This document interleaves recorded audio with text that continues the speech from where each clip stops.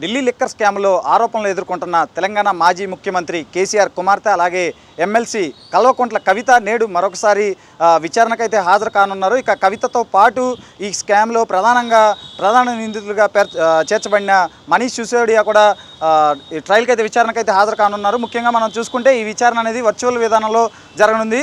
ఇటీవల చూసుకుంటే ఎమ్మెల్సీ కవిత తిహార్ జైలు నుంచి విడుదలయ్యి రాష్ట్రానికి వచ్చారు. ముఖ్యంగా 2024 మార్చి నెలలో ఎమ్మెల్సీ కవితను ఈడీ అధికారులు అరెస్ట్ చేసి ఆ తర్వాత తిహార్ జైలుకు కూడా తరలించారు. ఆ తర్వాత పలు దఫాలుగా విచారణ జరుగుతూ వచ్చింది. బట్ చాలా రోజుల తర్వాత దాదాపు 164 రోజుల తర్వాత ఎమ్మెల్సీ కవితకు అయితే షరతులతో కూడిన బెయిల్ అయితే మంజూరు చేయడం జరిగింది. సో ఆ బెయిల్ తర్వాత ఆమె ప్రస్తుతం అయితే రాష్ట్రంలోనే ఉంటున్నారు. ఆమె బెయిల్పై విడుదలై బయటకు వచ్చిన తర్వాత ఆమె నేరుగా ఇక్కడికి వచ్చి హైదరాబాద్కి వచ్చి అక్కడ ఎర్రవెల్లిలోని తన తండ్రి ఫామ్ హౌస్కి వెళ్ళి తండ్రి ఆశీర్వాదాలు తీసుకున్నారు. బట్ అప్పటి నుంచి కూడా ఆమె అయితే పెద్దగా బయట కనిపిస్తున్న దాఖలాలు అయితే లేవు. పెద్దగా ప్రజల్లోకి అంటే జైలు నుంచి బెయిల్ మీద బయటకు వచ్చిన తర్వాత కూడా ఆమె పెద్దగా ప్రజల్లో ఉన్న దాఖలాలు అయితే కూడా కనిపించట్లేదు. ప్రస్తుతం అయితే ఆమె రాజకీయంగా కూడా కొంత స్తబ్దుగా ఉన్నారని చెప్పుకోవచ్చు. ఇక ముఖ్యంగా ఒక్కసారి మనం ఢిల్లీ లిక్కర్ స్కామ్ని ఒకసారి పరిశీలిస్తే 2022 నవంబర్ 26న ఈ కేసు అనేది అయితే ఢిల్లీ లిక్కర్ స్కామ్ అనేది అయితే వెలుగు చూసింది.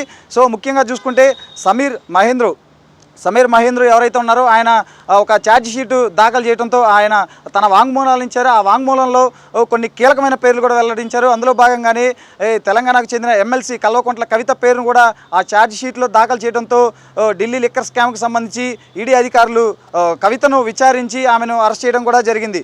సో దాదాపు 164 రోజుల తర్వాత ఆమె తిహార్ జైల్లో 164 రోజులు గడిపిన తర్వాత ఆగస్టు చివరి వారంలో ఆమె జైలు నుంచి అయితే బయటకు వచ్చారని చెప్పుకోవచ్చు. ఇక ముఖ్యంగా చూసుకుంటే ఈ కేసులో ఢిల్లీ ముఖ్యమంత్రి అరవింద్ కేజ్రీవాల్ ఇప్పటికీ ఆయన ఆ జైల్లోనే ఉంటున్నారు. మొన్న మధ్య ఆరోగ్య కారణాల రీత్యా ఆయన బయటకు వచ్చినప్పటికీ కూడా ఆ తర్వాత మళ్ళీ ఆయన్ను తిహార్ జైలుకి పంపించారు. అలాగే ఢిల్లీకి సంబంధించిన ఉప ముఖ్యమంత్రి మనీష్ సిసోడియా కూడా ఇప్పటికీ ఇదే స్కామ్కి సంబంధించి అయితే ఆయన ఆరోపణలు ఎదుర్కొంటున్నారు. ఇప్పటికీ జైల్లోనే అయితే ఉంటున్నారు. ఇక ఈ కేసుకు సంబంధించి ఇప్పటికే ఢిల్లీ ముఖ్యమంత్రి అలాగే ఉప ముఖ్యమంత్రి మనీష్ సిసోడియా కూడా ఇప్పటికే ఆరోపణలు ఎదుర్కొంటున్నారు. వారు తిహార్ జైల్లో వారు కూడా ఇప్పటికే జైలు జీవితం అయితే అనుభవిస్తున్నారు. ముఖ్యంగా చూసుకుంటే ఈ లిక్కర్ స్కామ్ అనేది 2022లో జరిగిన గోవా అసెంబ్లీ ఎన్నికలకు సంబంధించి ఆమ్ ఆద్మీ పార్టీకి సంబంధించి ఈ పార్టీ ప్రచార ఖర్చులు వీటన్నిటిని కూడా ఎమ్మెల్సీ కల్వకుంట్ల కవిత హ్యాండిల్ చేశారని చెప్పి కూడా ఈడీ అయితే సిబిఐ తన ఛార్జ్ షీట్లో అయితే పేర్కొంది.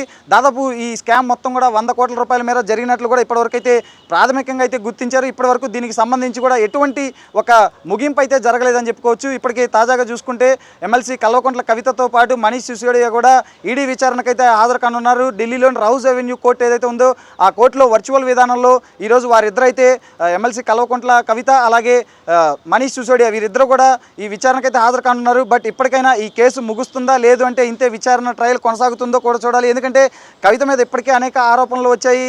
ఒక తెలంగాణ ఆడబిడ్డ లిక్కర్ స్కామ్లో ఉంటాం ఏంటని చెప్పి కూడా ప్రతిపక్షాలు ఇప్పటికే దుమ్మెత్తిపోస్తున్న పరిస్థితి కూడా మనం చూస్తూ ఉన్నాము.